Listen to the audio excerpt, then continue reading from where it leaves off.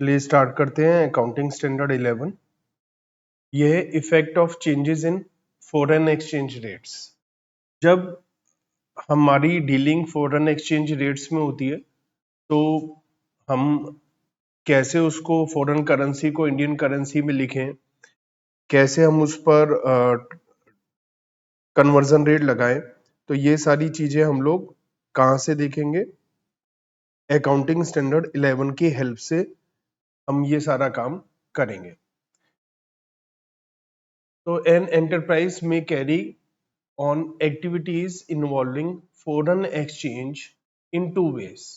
तो कोई भी एंटरप्राइज जो एक्टिविटी कर सकती है फॉरेन एक्सचेंज से रिलेटेड, वो दो तरीके से कर सकती है। तो ये ट्रांजैक्शन फॉरेन करेंसी में हो सकती है, जैसे हमने कोई एक्सपोर्ट सेल करी और यूएस डॉलर्स में तय हो गया, तो वो हमारी ट्रांजैक्शन है।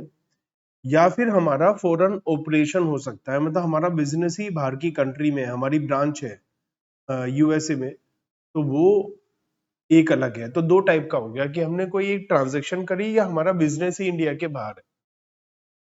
At the time of preparing the financial statements, in transactions या ऑपरेशन को हमें रिपोर्टिंग एंटिटी की करेंसी में कन्वर्ट करना पड़ेगा, क्योंकि इंडिया में हम हैं तो इंडिया में आईएनआर मतलब इंडियन रुपीस चलता है और वो ट्रांजैक्शंस डॉलर में, तो इसका मतलब हमें उसे क्या करना पड़ेगा? डॉलर से रुपीस में कन्वर्ट करना पड़ेगा। Hence, such foreign currency transactions and foreign operations should be translated into the reporting currency, that is INR, in order to include it the financial statements of the entity। तो mainly बात यही है कि हमें उसे convert करना पड़ेगा कहां पर? इंडियन करेंसी में, अगर हम इंडिया में उसे रिपोर्टिंग कर रहे हैं तो। The standard deals with issues involved in accounting for foreign currency transaction। एक तो ये अकाउंटिंग स्टैंडर्ड हमें बताएगा फॉरेन करेंसी ट्रांजैक्शन है तो उसको कैसे डील करें, और हमें ये भी बताएगा जो फॉरेन ऑपरेशंस हैं उनको कैसे डील करें, मतलब क्या रेट यूज करें। उसके फाइनेंशियल स्टेटमेंट जब हम बनाएंगे तो बाहर की जो ब्रांच है, मान लिया फॉरेन ब्रांच है, उसका एक ट्रायल बैलेंस होगा और उस ट्रायल बैलेंस में सारी चीजें फॉरेन करेंसी में होंगी, तो उसको इंडियन करेंसी में कैसे कन्वर्ट किया जाए वो भी हमें ये अकाउंटिंग स्टैंडर्ड बताएगा। तो हमें कैसे कन्वर्ट करना है वो पता चलेगा। ऑब्जेक्ट एंड स्कोप, तो स्टैंडर्ड कहां पर अप्लाई करना है हमें? In accounting for transaction in foreign currency. तो अगर हमारी कोई भी फॉरेन करेंसी में ट्रांजैक्शन है तो वहां पर हमें इसे अप्लाई करना है। In translating the financial statement of foreign operation, मतलब हमारा बिजनेस इंडिया के बाहर है, तो जब उसे हम इंडिया के अंदर वापस लाने के लिए उसे इंडियन करेंसी में कन्वर्ट करेंगे, तो वो कैसे कन्वर्ट करें वो भी यहाँ पर आएगा। This statement also deal with accounting for foreign currency transaction in the nature of forward exchange contract. Forward exchange contract क्या होता है मालूम है आप लोगों को? नहीं मालूम होगा, मालूम है आपको क्या होता है?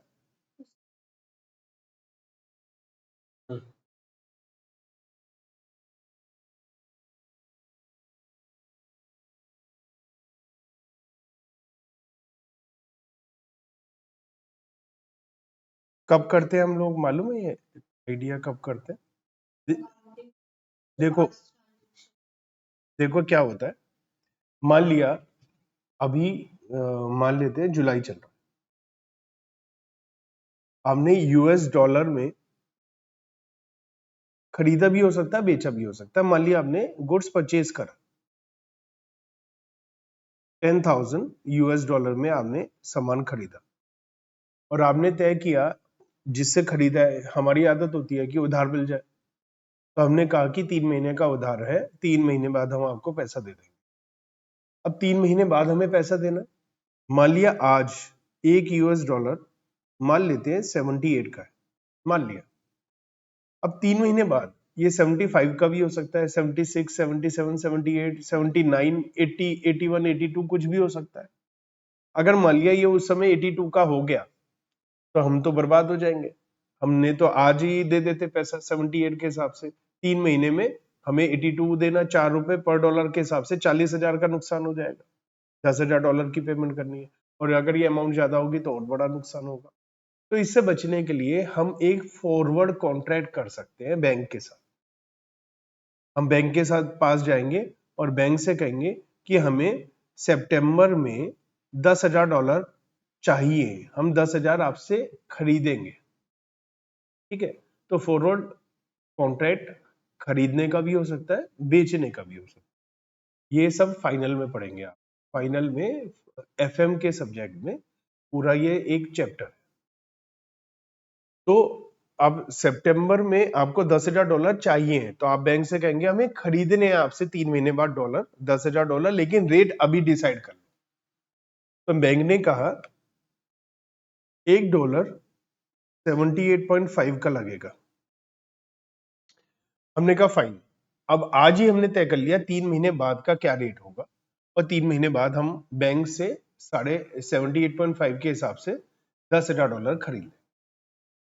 तो इसे हम फॉरवर्ड कॉन्ट्रैक्ट कहते हैं। अब इसमें बहुत सारी चीजें होती है। उस दिन हम कहें बैंक से हमें नहीं खरीदना, बैंक कहेगा कोई बात नहीं, उस दिन 78.5 और उस दिन का जो रेट है डिफरेंस वो हमें बैंक को देना लेना पड़ेगा।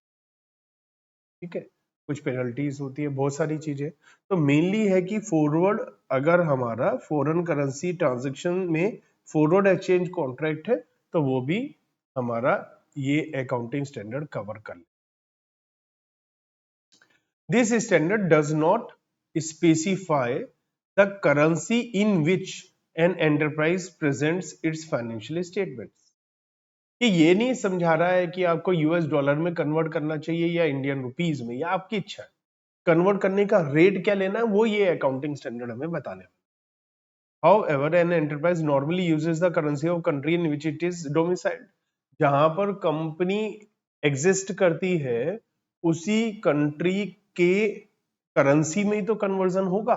जैसे कोई इंडियन कंपनी पेरेंट कंपनी है और इंडियन कंपनी की कोई ब्रांच है यूएस में, तो इंडियन हेड ऑफिस यहाँ पर है, तो वो अपना हेड ऑफिस यूएस डॉलर में थोड़ी ना कन्वर्ट करेंगे, ब्रांच को तो रुपीज में कन्वर्ट करेंगे। लेकिन फिर भी ये अकाउंटिंग स्टैंडर्ड कहता है हमारी ये टेंशन नहीं है, हम तो कन्वर्जन रेट बताएंगे, चाहे उसे डॉलर से रुपीज में कन्वर्ट करो, चाहे उसे रुपीज से डॉलर में या किसी और करेंसी में कन्वर्ट करो। If it uses a different currency, the standard required disclosure of reason for using that currency. ये अकाउंटिंग स्टैंडर्ड ये कहता है कि भैया आपको तो अपनी कंट्री के करेंसी में तो उसको कन्वर्ट करना है।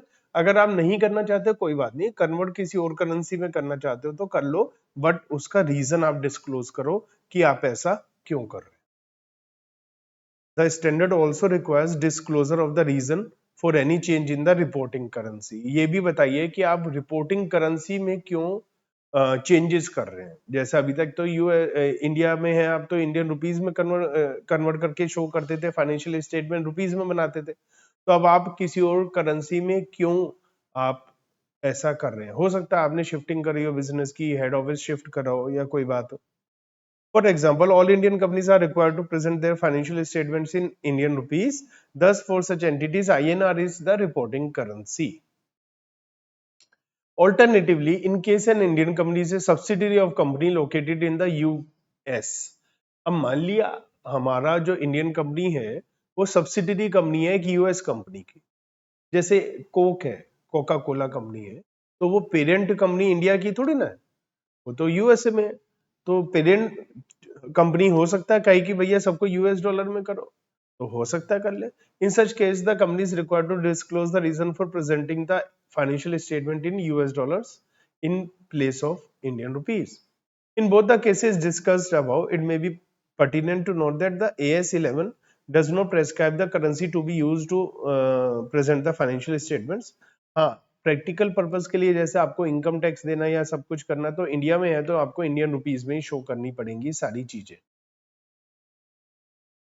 Deal with the presentation in cash flow statement of cash flows arising from transaction in foreign currency and the transaction of cash flow of a foreign operation addressed in AS3. तो अगर कोई cash flow बना रहे हैं और उसमें कोई foreign currency की ट्रांजैक्शन हो रही है तो वो अकाउंटिंग स्टैंडर्ड 3 बात करता है उसके बारे में, ना कि अकाउंटिंग स्टैंडर्ड 11।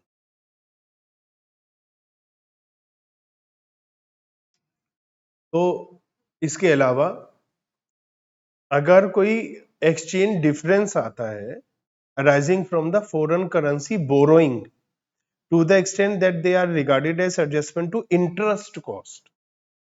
सपोज आपने कोई लोन ले रखा है फॉरेन करेंसी में, और उस फॉरेन करेंसी में हम लोगों ने क्योंकि जैसा जिस समय लोन लिया उस समय हमारा रेट अलग था, अब हमारा जब पेमेंट करते हैं हम इंस्टॉलमेंट या इंटरेस्ट, तो रेट अलग होता है। तो जो एक्सचेंज डिफरेंस आ रहा है, जितना वो इंटरेस्ट से रिलेटेड है, वो भी इस अकाउंटिंग स्टैंडर्ड में कवर नहीं होता है, क्योंकि बोरोइंग कॉस्ट हमारा अलग से अकाउंटिंग स्टैंडर्ड है। AS 16 है, हम पढ़ चुके। डील ये और किस चीज में डील नहीं करता है, हम ये सारे पॉइंट पढ़ रहे हैं किस चीज में डील नहीं करता है। तो ये डील नहीं करता है restatement of an enterprise financial statement from its reporting currency into another currency for the convenience of user. अब कई बार क्या होता है कि हमारे इन्वेस्टर्स हैं, सपोज हमारा इंडिया में काम है, यूएसए में, लेकिन हमारे बहुत सारे इन्वेस्टर्स हैं सिंगापुर में, तो हमने सिंगापुर डॉलर में भी कन्वर्ट किया उनको दिखाने के लिए, तो उसमें ये बात थी। Considering the example above, the Indian subsidiary of the US parent will represent the financial in INR for the Indian regulators. However, since the US parent need to consolidate the Indian subsidiary, उसमें भी वो convert कर रहे हैं US dollar में, तो ये US dollar में वापसी कन्वर्ट करने को कवर नहीं करता। ठीक है, तो डेफिनेशंस है इस अकाउंटिंग स्टैंडर्ड में, जैसे फॉरेन करेंसी ट्रांजैक्शन क्या होती है। तो ऐसी ट्रांजैक्शन जिसकी सेटलमेंट या तो सेटलमेंट या जो स्टार्टिंग हुई थी denominated in or required settlement in a foreign currency, including transaction arising when an enterprise either buys or sell goods or service whose price is denominated in a foreign currency, माल खरीदने बेचना है foreign currency में हो रहा है। बोरो land funds, जो पैसा लेना देना फॉरेन करेंसी में है। Become a party to under, वही फॉरेन एक्सचेंज कॉन्ट्रैक्ट की पार्टी आप बनते हैं, या कोई एसेट खरीदते हैं बेचते हैं, लाइबिलिटी सेटल करते हैं फॉरेन करेंसी में। तो फॉरेन करेंसी ट्रांजैक्शंस हैं ये। फॉरवर्ड रेट क्या होता है, जैसे मैंने कहा था, सपोज 3 महीने बाद का हम बैंक के साथ कॉन्ट्रैक्ट कर रहे हैं, फॉरवर्ड कॉन्ट्रैक्ट, तो उसमें जो रेट होता है उसे हम फ्यूचर की स्पेसिफिक फ्यूचर डेट का जो रेट होता है उसे फॉरवर्ड रेट बोलते हैं। मॉनेटरी आइटम्स किसे कहते हैं, जो फिक्स्ड अमाउंट होती है, जैसे कैश। कैश आपके पास 10,000 है तो 10,000 में ही चलेगा। आपके डेटर्स हैं, अगर वो 10,000 रुपए के डेटर्स हैं तो वो आपको 10,000 ही देंगे, चाहे महंगाई कम हो जाए बढ़ जाए।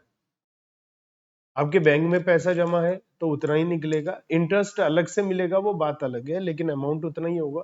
तो नॉन मॉनेटरी कौन सी होती है, जैसे स्टॉक है, उसकी वैल्यू चेंज होती रहती है मार्केट में। हमारी फिक्स्ड एसेट है, पीपीई है, उनकी वैल्यू चेंज होती रहती है, डेप्रिशिएट होती रहती है, इंक्रीज होती रहती है, तो वो नॉन मॉनेटरी आइटम्स होती है। ठीक है। फॉरेन ऑपरेशन किसे कहते हैं, हमारी इंडिया के बाहर कोई सब्सिडरी कंपनी है, हमारा कोई एसोसिएट है, ज्वाइंट वेंचर है, पता है सब्सिडी पे अलग अकाउंटिंग स्टैंडर्ड है, एसोसिएट पे अलग अकाउंटिंग स्टैंडर्ड है, ज्वाइंट वेंचर पे अलग अकाउंटिंग स्टैंडर्ड, या ब्रांच है और वो अलग कंट्री है, तो इसका मतलब वो फॉरेन ऑपरेशन कहलाएगा। फॉरवर्ड एक्सचेंज कॉन्ट्रैक्ट जो एग्रीमेंट कर रहे हैं फॉरवर्ड अलग अलग डिफरेंट करेंसी में फॉरवर्ड रेट पर, उसे हम फॉरवर्ड एक्सचेंज कॉन्ट्रैक्ट कह लेते हैं। इंटीग्रल फॉरेन ऑपरेशन, जो फॉरेन ऑपरेशन है, जैसे हम ब्रांच पढ़ चुके, ब्रांच में हमने बात करी थी फॉरेन ब्रांच, तो उसमें एक होता है इंटीग्रल फॉरेन ऑपरेशन, एक होता है non integral foreign. Integral foreign operation का मतलब होता है ऐसी ब्रांच जो हमारे पे काफी हद तक डिपेंड है, हम ही उनको सामान दे रहे हैं, वही सामान बेच रहे हैं, उनके पास जो पैसा आ रहा है हमें वापस कर रहे हैं, तो वो इंटीग्रल हो जाती है, जस्ट लाइक डिपेंडेंट टाइप की। नॉन इंटीग्रल है, वो सब कुछ अपने आप कर रहे हैं, अपने आप वहीं से लोन ले रहे हैं, अपने आप असर खरीद रहे हैं, सारे काम अपने आप कर रहे हैं, बस हमारे बिजनेस का एक हिस्सा है, लेकिन वो इंडिपेंडेंट है बिल्कुल पूरी तरीके से, तो वो नॉन इंटीग्रल हो जाता है। उन दोनों को जो ट्रायल बैलेंस होता है, इसको कन्वर्ट करने के अलग अलग हमारे पास मेथड होते हैं। तो इंटीग्रल फॉरेन ऑपरेशन एक ऐसा फॉरेन ऑपरेशन है जिसकी एक्टिविटी हमारे बिजनेस का इंटीग्रल पार्ट है। ठीक है, तो हमारे बिजनेस का एक एक्सटेंशन है इस तरीके से। नॉन इंटीग्रल फॉरेन ऑपरेशन एक तरीके से बिल्कुल ही हमसे अलग है। वो अपने आप ही सारा काम कर लेते हैं, अपने आप बजट बनाते हैं, अपने आप खरीदते हैं, बेचते हैं, लोन लेते हैं, इन्वेस्टमेंट करते हैं, है हमारे बिजनेस का हिस्सा, लेकिन लगभग एक तरीके से वो फ्री है। Net investment in non integral foreign operation is the reporting enterprise share in the net asset of the. तो हमारा जो बिजनेस में नेट इन्वेस्टमेंट है वो ही है मेनली। तो ये हमारा नेट इन्वेस्टमेंट का क्या मतलब होता है? Net investment in non integral foreign operation is the reporting enterprise share in the net asset. 80% share है, 70%। Illustration number 1, classify the following items as monetary और नॉन मॉनेटरी। हमें बताना है कौन सी ट्रांजेक्शन मॉनेटरी है, कौन सी आइटम्स मॉनेटरी हैं और कौन सी आइटम नॉन मॉनेटरी है। इन्वेंट्री, तो इन्वेंट्री क्या होता है? Non monetary. क्यों? क्योंकि ये चेंज होती है। ट्रेड रिसीवेबल, क्योंकि ये फिक्स्ड होते हैं और इसका अमाउंट हमें फिक्स्ड पता होता है। Investment in equity share, non monetary, क्योंकि इसकी अमाउंट फिक्स नहीं होती है। Property plant and equipment, monetary, कैसे? नॉन मॉनेटरी होती है। ठीक है, clear? Foreign currency transactions, foreign currency transaction may arise when an enterprise buys, sells goods, borrows or lends money, become a party to forward con, acquire asset or incur liability। ये सब हम पहले भी बात कर चुके हैं। अब इसी के बारे में बात करते हैं, इनिशियल रिकॉग्निशन। जब पहली बार हमारी ये ट्रांजैक्शन होगी तो इसे कौन सी वैल्यू पर लिखा जाएगा? ये foreign currency transactions should be recorded on initial recognition in the reporting currency। मतलब अगर आप इंडिया में हैं तो आप इंडिया में कौन सी करेंसी में लिखेंगे? इंडियन रुपीज में। तो कह रहे हैं कि अगर आपकी कोई फॉरेन करेंसी ट्रांजैक्शन है, मान लिया आपने यूएस डॉलर में भी कोई डीलिंग करी है, तो भी आप उसका इनिशियल रिकॉग्निशन रिपोर्टिंग करेंसी मतलब इंडियन करेंसी में ही करेंगे। अब उसके लिए आपको एक्सचेंज रेट लगाना पड़ेगा। आपको पता है एक्सचेंज रेट होते हैं? अगर आज आप बैंक के पास जाएंगे तो वो एक्सचेंज रेट लिखे होते हैं बैंक में या किसी भी मनी एक्सचेंजर के पास, और दो रेट लिखे होते हैं, मालूम है? ऐसे लिखा होगा रेट, आप जाएंगे ना, $1 इक्वल टू 78.10 और 79.35, मान लिया ऐसे रेट लिखा। ये दो रेट का क्या मतलब है? ये बाइंग रेट होता है बैंक के हिसाब से, ये सेलिंग रेट होता है बैंक के हिसाब से। आप बैंक के पास जाएंगे, आप बैंक से कहेंगे मुझे यूएस डॉलर खरीदने हैं, तो बैंक आपको यूएस डॉलर बेचेगा। बैंक आपको एक यूएस डॉलर 79.35 में बेचेगा। अगर आपके पास यूएस डॉलर है, आप यूएस से घूमने जा रहे हैं, आपने डॉलर खरीदे, घूम कर आ गए, वापस आ रहे तो आपके पास डॉलर है, इंडिया में तो डॉलर चलेंगे नहीं। आप बैंक के पास जाकर कहते हैं हमें रुपए दे दो, तो बैंक आपसे डॉलर खरीद रहा है, तो बाइंग रेट लगाएगा आपको, हर डॉलर के बदले में 78.1 दे। बीच का जो मार्जिन है वो बैंक का अपना प्रॉफिट मार्जिन। तो कई बार हर जगह बाइंग रेट लिखा होता है, कहीं सेलिंग रेट लिखा होता है, कहीं एवरेज रेट लिखा होता है। तो इस हिसाब से बाइंग रेट, सेलिंग रेट और एवरेज, इन दोनों को ऐड करके 2 से डिवाइड।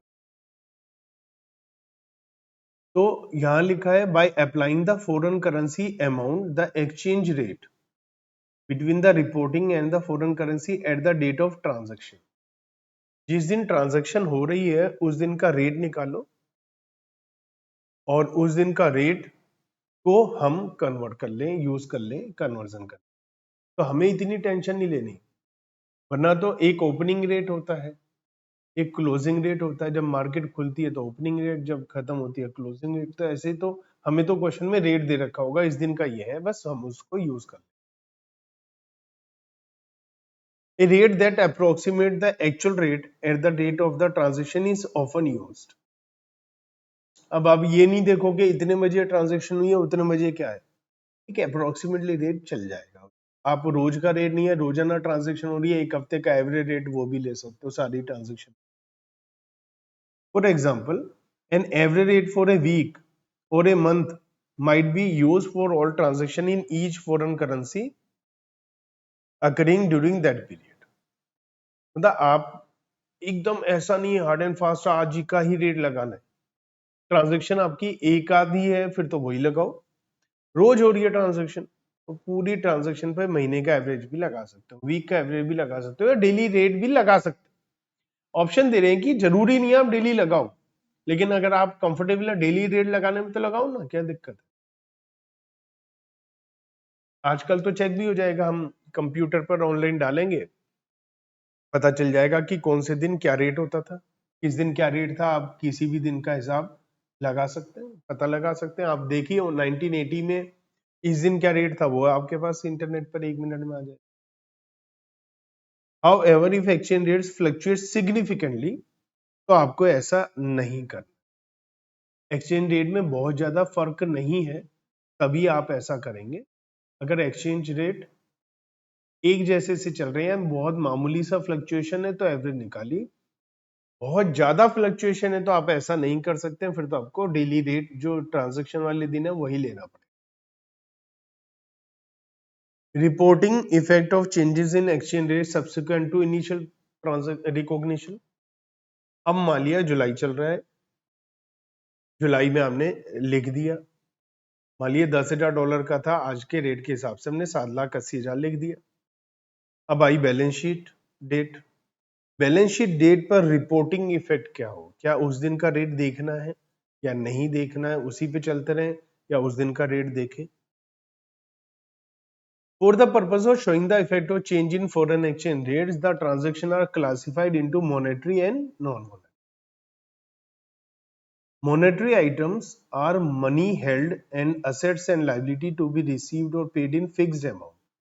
Non-monetary क्या है? Other than the monetary items. तो हर बैलेंस शीट डेट पर मोनेटरी आइटम का क्या करें? Monetary item denominated in foreign currency, for example, balance in the bank account, receivable, payable and loan should be reporting using the closing rate। मतलब ये कि मान लिया मेरे डेटर्स है, मैंने उधार माल बेचा, जिस समय बेचा उस समय $10,000 का माल उधार बेचा यूएसए में किसी को, उस समय का रेट 78 था, तो मैंने 78 के हिसाब से 7,80,000 में एंट्री बना दी डेटर्स टू सेल्स। अब आया ईयर एंड, ईयर एंड में $1 82 का है, तो मुझे ये डेटर 780 में नहीं 8,20,000 में लिखने आती है बात। ये कह रहे हैं क्योंकि ये क्या है, मोनेटरी आइटम। ठीक है, क्लियर। आगे बढ़ते हैं और देखते हैं नॉन मोनेटरी आइटम में क्या होगा। Non monetary item like fixed asset, अगर फिक्स्ड एसेट है, प्रॉपर्टी प्लांट एंड इक्विपमेंट है, which are carried in terms of historical cost, तो इसके लिए तो जिस दिन की ट्रांजैक्शन थी उसी पे कंटिन्यू रहेगा, इसमें कोई चेंज हम नहीं करें। तो जिस समय ट्रांजैक्शन हुई थी उस समय जो रेट था वही कंटिन्यू चलता रहेगा। Non monetary items other than fixed assets, fixed asset के अलावा और कोई नॉन मॉनेटरी आइटम है, जैसे इन्वेंट्री, स्टॉक, क्या होता है वो नॉन मॉनेटरी आइटम होता है। उसकी वैल्यूएशन हम किस पे करते हैं, कॉस्ट और net realisable value whichever is less. तो which are carried in terms of fair value और net realisable value denominated in foreign currency should be reporting using the exchange rate that existing when the fair value and net realizable value were determined। तो ये तो जरूरी नहीं है ना कि 31 मार्च को आपका ईयर एंड हो रहा है तो एकदम 31 मार्च को रात को 9-10 बजे 12 बजे आप वैल्यूएशन करेंगे। तो अगर 30 या एक दो दिन आगे पीछे भी वैल्यूएशन हुई है तो जिस दिन फेयर वैल्यू हुई है उस दिन का रेट आप यूज, तो ये डिफरेंट हो गया ना। फिक्स्ड एसेट के लिए तो आप कौन सा रेट यूज कर रहे हो, जिस दिन फिक्स एसेट खरीदी थी, और आप non monetary item other than fixed asset ऐसी जिसमें नेट रियलाइजेबल वैल्यू यूज होती है, उसके लिए जिस दिन नेट रियलाइजेबल वैल्यू हमने या फेयर वैल्यू कैलकुलेट करी है वो रेट लगाएंगे। कंटीजेंट लाइबिलिटी भी तो होती है बैलेंस शीट के बाहर, तो उसको हम क्या करेंगे, क्लोजिंग डेट लगाएंगे। ठीक है, तो कंटीजेंट लाइबिलिटी के लिए closing date.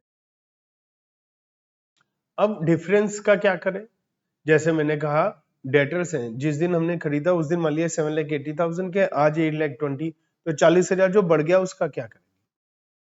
Exchange difference arising on the settlement of monetary item or reporting an enterprise monetary item at rate different from those which were initially recorded।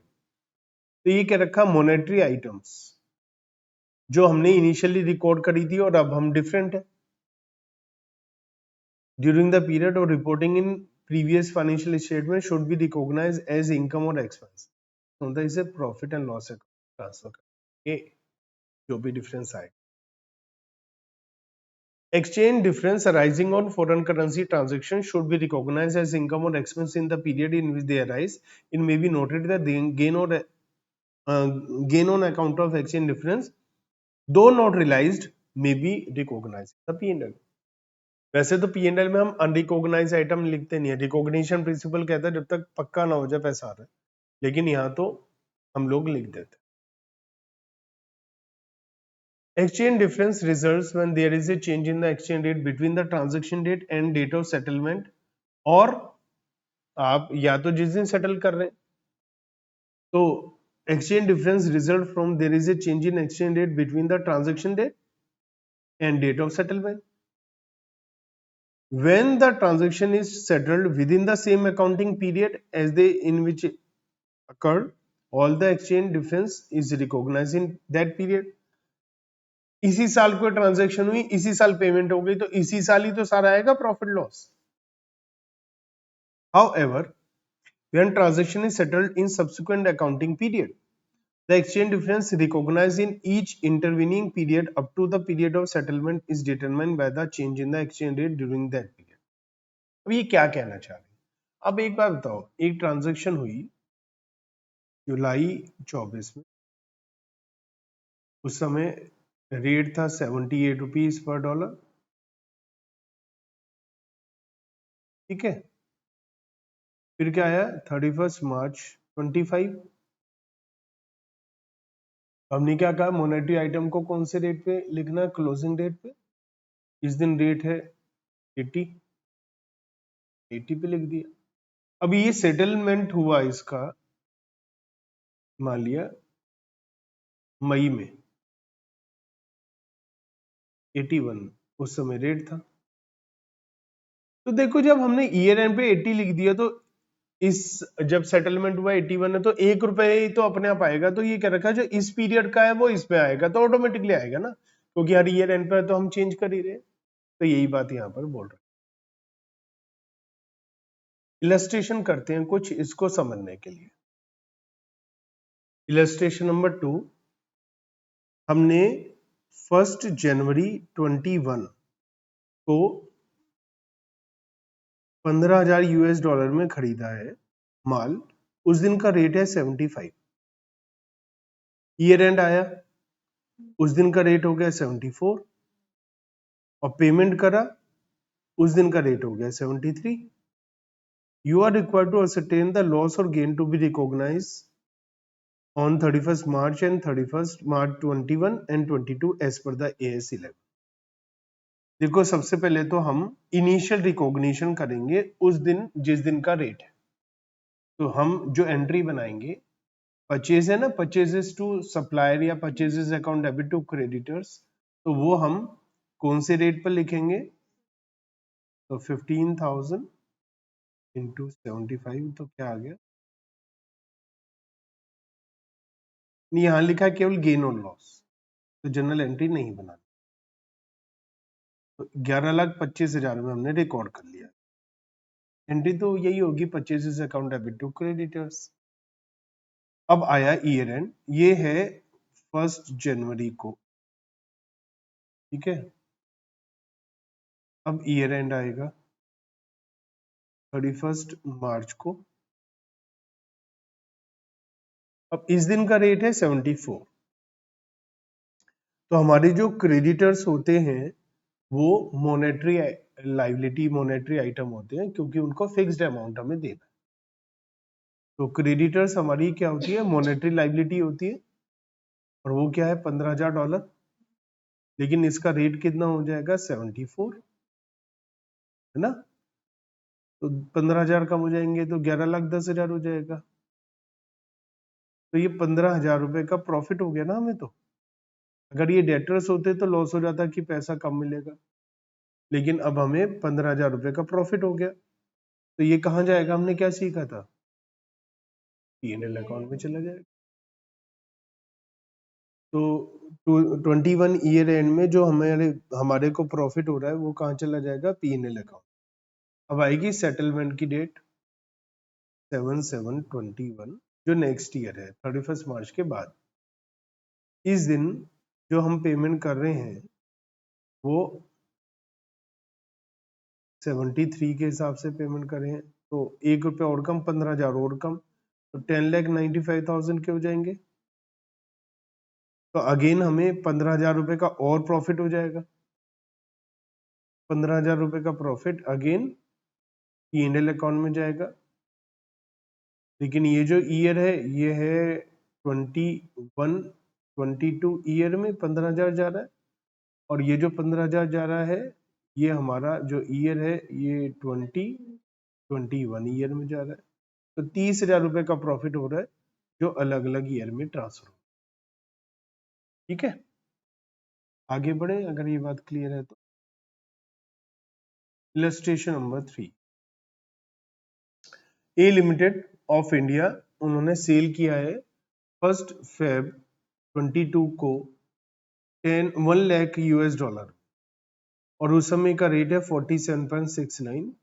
Amount हमें 3 महीने बाद मिलना है, और हमारा जो रेट है 31 मार्च 1 मई को रेट दे रखा है।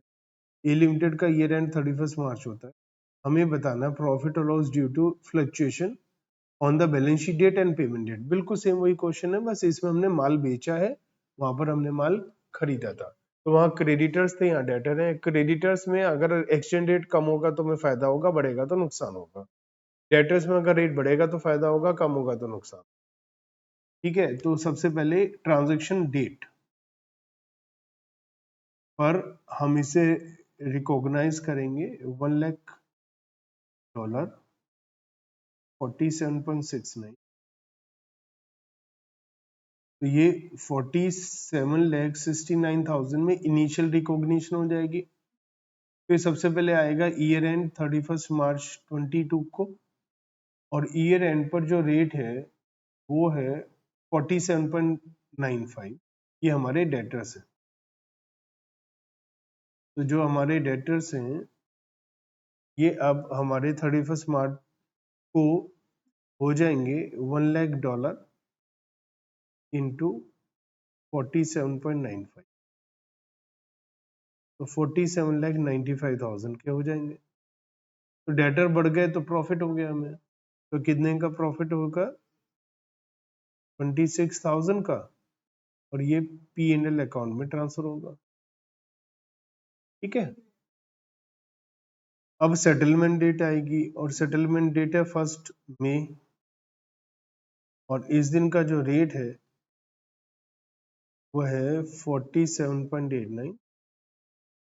मतलब 47,89,000 रुपीज में मिलेंगे।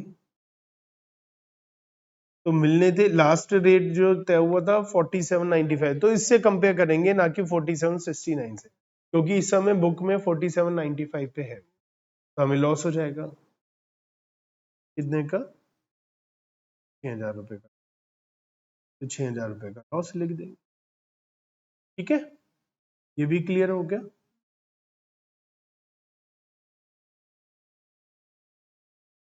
इलस्ट्रेशन नंबर 4,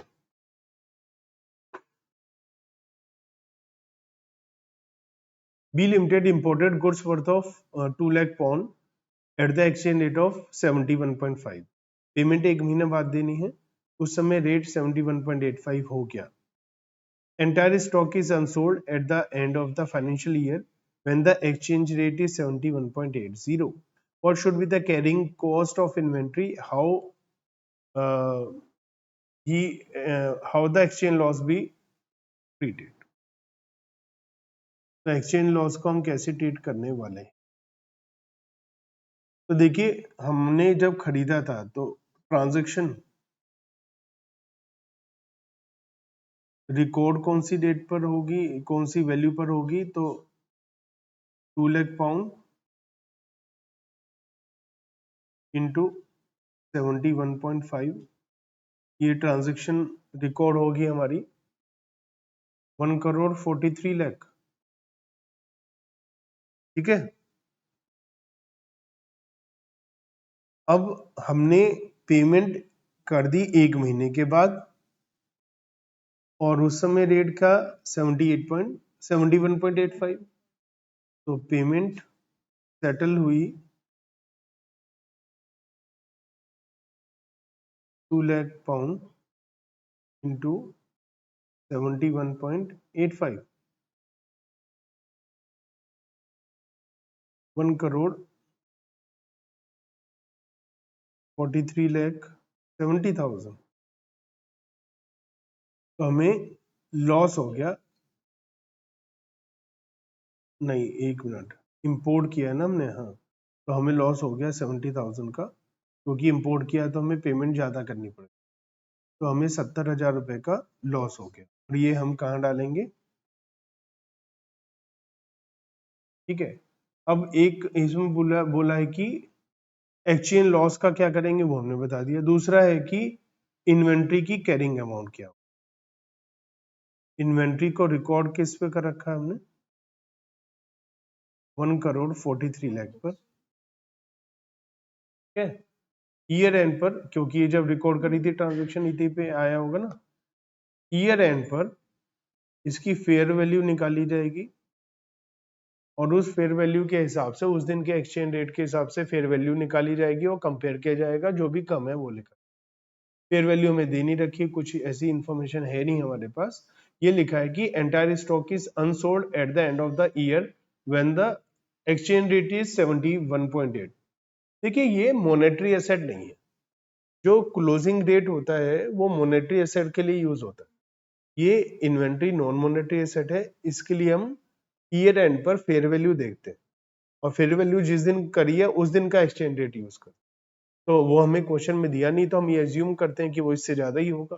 फेयर वैल्यू तो यही वैल्यू हो जाएगी हमारी इन्वेंट्री। ठीक है, तो हम ये एज्यूम करेंगे कि जो फेयर वैल्यू है या तो वो इतनी होगी या इससे ज्यादा होगी, ताकि हमारी यही वैल्यूएशन हम जस्टिफाई कर सकें। हमारे को क्वेश्चन में फेयर वैल्यू के बारे में कोई जानकारी ही नहीं है, तो हम क्या करें? ठीक है, ये भी क्लियर है। इलस्ट्रेशन नंबर 5, हमने गुड्स परचेज किए हैं 1 जनवरी 20 में $10,000 के 45 के हिसाब से। ईयर एंड हुआ, रेट आ गया, फिर हम ये तो सेम हम कर चुके हैं, डेट भी सेम ही इसी टाइप की थी और यही अमाउंट लगभग आ रही थी। तो हमने माल खरीदा है 45 से 44 हो गया, तो ₹1 के हिसाब से 10,000 रुपए का प्रॉफिट हो गया। तो 10,000 रुपए का जो प्रॉफिट हो गया वो हमें P&L में ट्रांसफर करना है, और उसके बाद में फिर 10,000 का प्रॉफिट हो गया, फिर से वो P&L अकाउंट में ट्रांसफर करना है। तो इसमें तो कोई ऐसी चेंजेस वाली बात नहीं है। तो illustration number 6, Kaleem limited borrows $4,50,000 on 1 जनवरी 21 और इसकी रीपेमेंट होनी है 31 जुलाई। फाइनेंशियल स्टेटमेंट 31 मार्च को एंड होती है। रेट ऑफ एक्सचेंज हमें बता रखा है 48, 49 एंड 49.5। तो सबसे पहले जब हम बोरो करेंगे तो उस दिन हमारी क्या एंट्री होगी? Bank account debit to loan, और उस दिन का एक्सचेंज रेट है 48, तो 48 के हिसाब से हम 4,50,000 इंटू 48 2,16,00,000 में लिख देंगे। ठीक है, अब ये मॉनेटरी एसेट लाइबिलिटी है ना, मॉनेटरी लाइबिलिटी है, फिक्स अमाउंट हमें देना है। अब ईयर एंड पर रेट हो गया 49, तो $4,85,000 पे 49 हो गया 48 से $1 पर डॉलर, मतलब 4.5 लाख का लॉस हो गया हमें, क्योंकि रेट बढ़ गया, ज्यादा पैसा वापस देना पड़ेगा। तो हम लोन की अमाउंट को बढ़ा देंगे, लोन को क्रेडिट करके लोन की अमाउंट को बढ़ा देंगे और फॉरेन एक्सचेंज डिफरेंस अकाउंट में डाल देंगे, या सीधा हम इसे P&L अकाउंट में भी डाल सकते हैं। कोई ऐसी डिफरेंट कोई टेंशन की बात नहीं है, सीधा इसे हम कहाँ डाल सकते हैं, P&L अकाउंट में भी डाल सकते हैं। ठीक है, ये भी हो गया, ये P&L में ही जाएगा। ठीक है, foreign exchange difference account will be transfer to P&L। अब जब ट्रांजेक्शन सेटल कर रहे हैं 31 जुलाई को, उस दिन रेट और बढ़ गया 50 पैसे, तो 2,25,000 का और लॉस हो जाएगा। वो और लॉस कहाँ जाएगा, P&L अकाउंट में। चाहे तो हम इसकी जगह ये भी कर सकते हैं, 1 जुलाई को पहले हम एंट्री बनाए, P&L account debit to foreign loan account 2,25,000। पहले एक्सचेंज डिफरेंस को हमने ट्रांसफर कर दिया P&L अकाउंट में, चाहे हम exchange difference account debit to foreign loan लिखें, फिर उस एक्सचेंज डिफरेंस को P&L में ट्रांसफर करें। अब हमारा जो फॉरेन लोन है उसकी हम पेमेंट कर दें।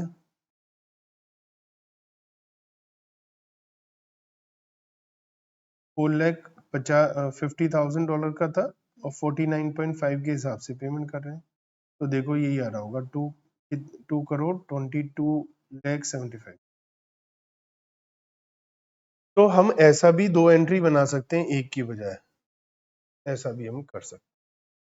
ठीक है, exchange difference and liability in respect of fixed assets. जो फिक्स्ड एसेट है उसका एक्सचेंज डिफरेंस का क्या होगा। When a firm purchases a fixed asset, it is initially recorded as per the exchange rate applicable on the rate of transaction. उसी rate पे लिखेंगे जिस दिन की ट्रांजेक्शन है। The liability in respect of outstanding payment is also recorded in the same manner. मतलब कि same जिस दिन हमारी ट्रांजेक्शन है उसी दिन की वैल्यू पर हम लिख देंगे। However, by the balance sheet date, the exchange rate may change and the liability in terms of rupee currency may be more or less than the amount initially recorded. Fixed asset में तो कोई change नहीं होगा, क्योंकि वो एक तो non monetary asset है और उसकी फेयर वैल्यू होती नहीं है, आराम से अकाउंटिंग स्टैंडर्ड 10 के हिसाब से गर्न होती है, तो उसमें तो कोई चेंज नहीं आए। लेकिन बात है लोन की, बोरोइंग, उसमें तो चेंज आएगा जो हमने पैसा देना है। The treatment given in the AS 11 and schedule 3 the balance sheet are different. तो स्केड्यूल 3 कुछ और कहता है और AS 11 कुछ और कहता है। AS 11 कहता है P&L में ट्रांसफर करो, और स्केड्यूल 3 क्या कहता है, उसको असेट की कॉस्ट में एडजस्ट। अकाउंटिंग स्टैंडर्ड 11 क्या कहता है, अकाउंटिंग स्टैंडर्ड 11 क्लियरली कहता है कि जो भी एक्सचेंज डिफरेंस है उसको आप क्या करेंगे, P&L अकाउंट में डालेंगे। ठीक है, शेड्यूल 3 क्या कहता है, असेट की वैल्यू को एडजस्ट करेंगे। ट्रीटमेंट अलग है। Performa of Schedule 6 state that the difference in liability regarding fixed asset arising out of change in exchange rate should be adjusted in carrying amount of the। अलग बात हो गई।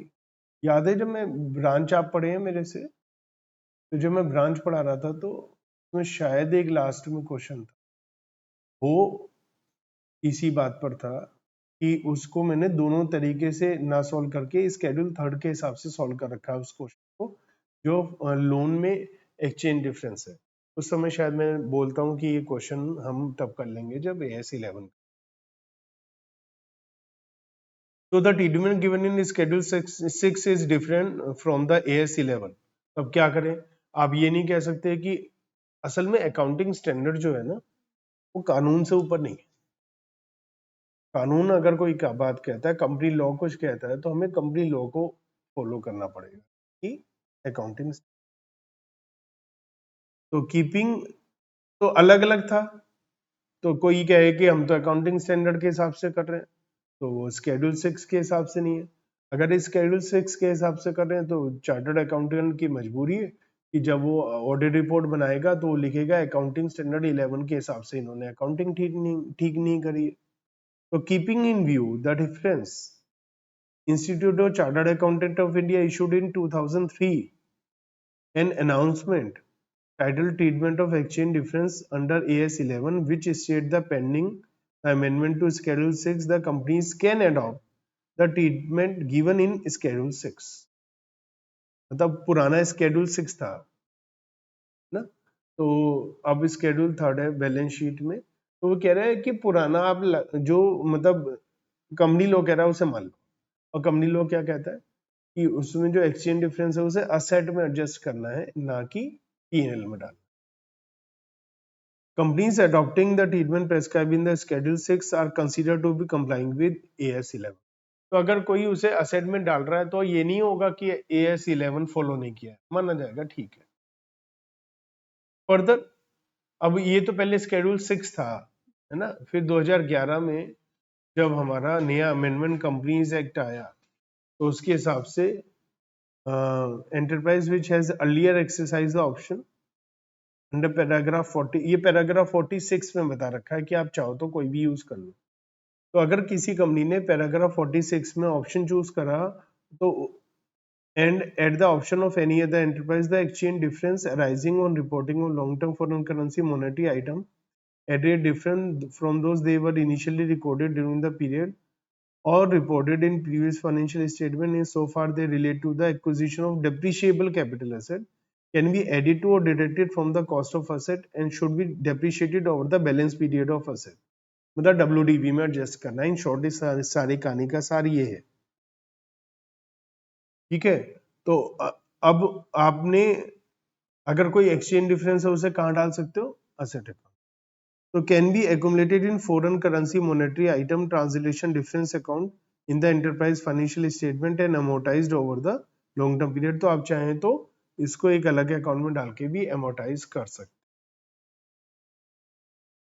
सच option is अतः एक बार आपने जो ऑप्शन चूज करा कि या तो आप कहें जी हम इसे पीएनएल में डालेंगे, या आप कहें पीएनएल में तो डालेंगे तो वो तो अलाउ ही नहीं है as per the Schedule 6।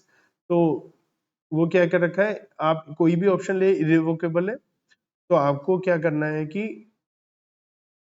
Enterprise exercising such option should disclose the fact कि उन्होंने ऑप्शन लिया है और फाइनेंशियल स्टेटमेंट में वो कैसे इसे डील कर रहे हैं।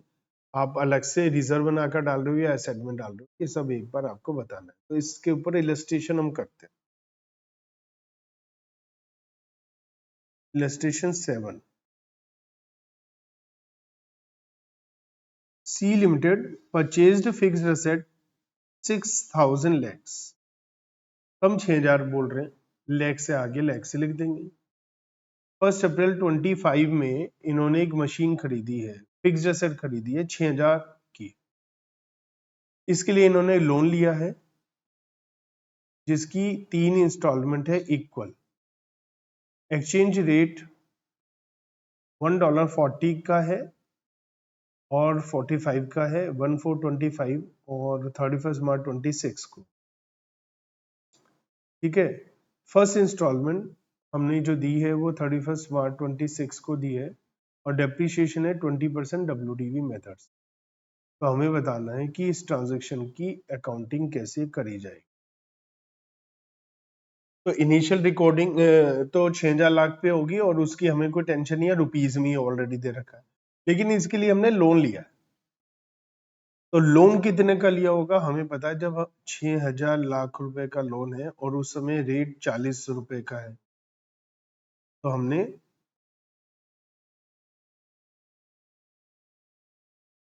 150 लाख डॉलर का लोन लिया होगा, ठीक है। अब इसकी जो पेमेंट करनी है हमें, वो पहली इंस्टॉलमेंट 31 मार्च 2006 को करनी है, एक साल बाद। तो ये कब आया, ये सारी ट्रांजैक्शंस हमने लिखी है 1 अप्रैल 25 को, और अब ईयर एंड आएगा 31 मार्च 26 को। इस दिन जो रेट है वो 45 का दे रखा है, तो 150 लाख डॉलर पे 5 रुपए का लॉस हो गया ना हमें, तो 750 लाख रुपए का नुकसान हो गया हमें, 750 लाख रुपए का नुकसान हो। तो अकाउंटिंग स्टैंडर्ड 11 कहता है कि इस नुकसान को P&L में डाल, और कंपनीज एक्ट कहता है कि इस नुकसान को आप असेट की कॉस्ट में डाल। असेट 6000 लाख की थी और वो 6750 लाख की, और फिर उस पर डेप्रिसिएशन, ठीक है। और अकाउंटिंग स्टैंडर्ड 11 का ट्रीटमेंट है, इसे P&L में डाल दो तो डेप्रिसिएशन 6000 पे ही लगता है, ठीक है। तो ट्रीटमेंट क्या है, जो 750 लाख का है वो P&L में चला जाएगा, और डेप्रिसिएशन हमारा 20% है, तो 6000 का 20% कितना, 1200 लगेगा, है ना। अगर ये हमसे पूछा जाए, अगर एग्जाम में आता है AS11 के हिसाब से, तो आपको यही करना है। अगर कंपनीज एक्ट के हिसाब से बात करें, अगर ये कंपनीज एक्ट का हिसाब होता, तो हमारा जो डेप्रिसिएशन होता ना, तो 6750 पे 20 है, समझ में आई बात। और इसे P&L में ट्रांसफर नहीं कर, लेकिन हमसे वो बात पूछी नहीं है, ठीक है। ये हम थोड़ा सा डिटेल में क्वेश्चन कर लेते हैं, उसी टॉपिक पर है। ए लिमिटेड ने बोरो किया है $10,000 1 अप्रैल 21 को 5% का इंटरेस्ट रेट है एनुअल, और एक डेप्रिशिएबल असेट को खरीदने के लिए लोन लिया। एक्सचेंज रेट हमें बता रखा है 48 और 51 है। You are required to pass the journal entries, option under 46A is not availed. तो ऑप्शन क्या है 46A का, कि आप इसको चाहें तो असेट में डाल सकते, अगर आप उसे अवेल नहीं कर रहे तो इसका मतलब आप AS11 को फॉलो कर रहे हैं, ठीक है। तो यहां लिखा है कि you are required to pass the journal entries, तो हमें जनरल एंट्रीज बनानी है। सबसे पहले तो हमने लोन लिया है, bank account debit to foreign loan account. Loan $10,000 का है, इस दिन का जो रेट है 48 है,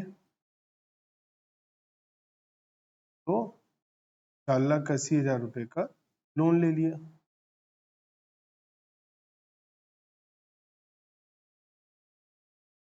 ठीक है। आप इंटरेस्ट देंगे ना 1 साल के बाद, तो 31 मार्च को आप इंटरेस्ट देंगे।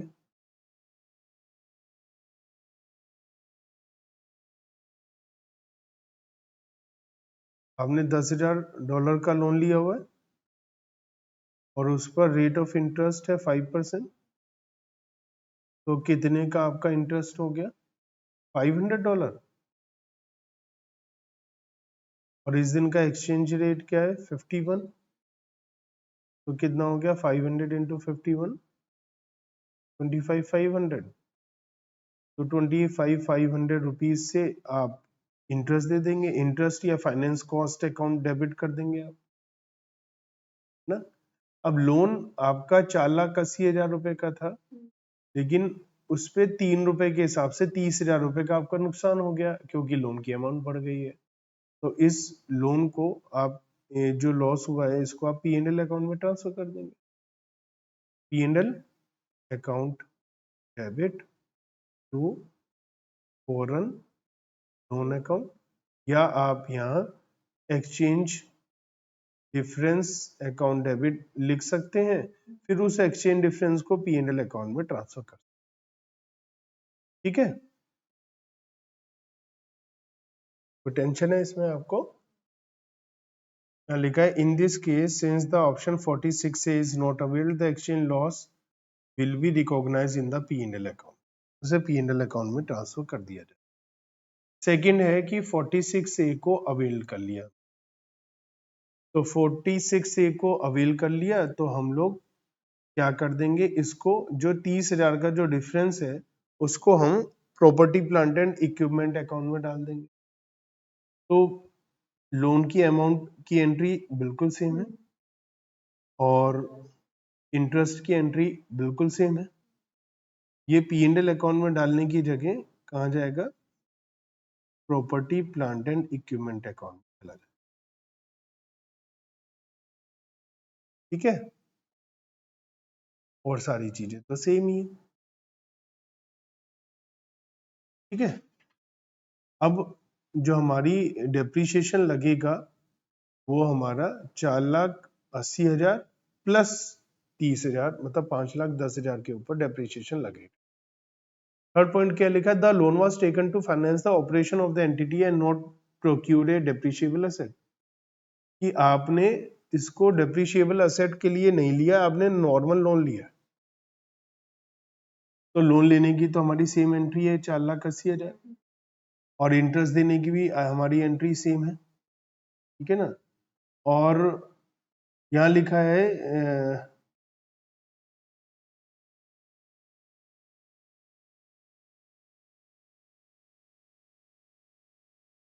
यहाँ पर ये नहीं बताया 46 से लगाया या नहीं, क्योंकि यहाँ पर देखिए अभी अभी हमने पढ़ा था। अच्छा,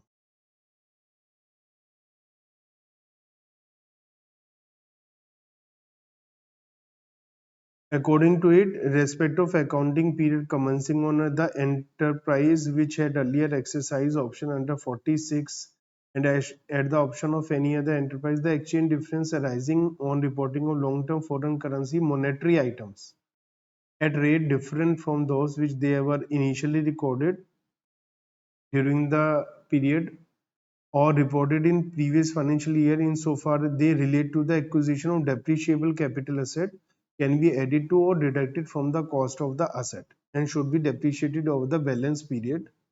ठीक है, ये बात हमने पढ़ ली थी। एंड इन अदर केसेस का मतलब कि भैया अगर वो डेप्रिशिएटेड एसेट नहीं है तो क्या होगा, आपने नॉर्मल लोन लिया है तो क्या होगा, can be accumulated in foreign currency monetary item transaction difference account in the enterprise financial statement and amortized over the balance period of such long term asset or liability by recognition as income or expense in of such period। तो ये क्या रखा है कि आप इसे क्या कर सकते हैं, इसे एक currency foreign currency monetary item translation difference account में डाल सकते हैं, और अगर किसी नॉन डेप्रिशिएबल एसेट से रिलेटेड है तो उसकी लाइफ के दौरान ट्रांसफर कर सकते हैं, या अगर किसी एसेट से रिलेटेड नहीं है तो लाइबिलिटी का जो टेन्योर है उसमें आप इसे राइट ऑफ कर सकते। तो ये बात ध्यान में रखते हुए क्या करा है कि इसको थर्ड सिचुएशन में हम लोगों ने क्या नाम था, foreign currency monetary item translation difference account में डाल। ठीक है, तो in such case since the option under 46A is availed, the ये एज्यूम किया गया है तो 30,000 को एक्यूमुलेट किया है, which will subsequently spread over and debited to P&L over the tenure of the loan। मतलब इसे जाना तो P&L में ही है, लेकिन जो टेन्योर है उस दौरान हमें डालना है। तो मतलब कहने का मतलब ये है कि अब मान लिया हमारा ये जो लोन है वो 3 साल में राइट ऑफ होना है, तो इस अमाउंट का 10,000 रुपीज हम इस साल डाल देंगे। समझ में आई? अब अगले साल फिर से कुछ और आएगा तो हम अगले साल कुछ और रिजर्व में कम या ज्यादा करेंगे, तो जो रिजर्व में टोटल अमाउंट होगा बचे हुए 2 साल में राइट ऑफ करेंगे और आखिरी साल का पूरा उसी साल में। क्लियर है ये बात?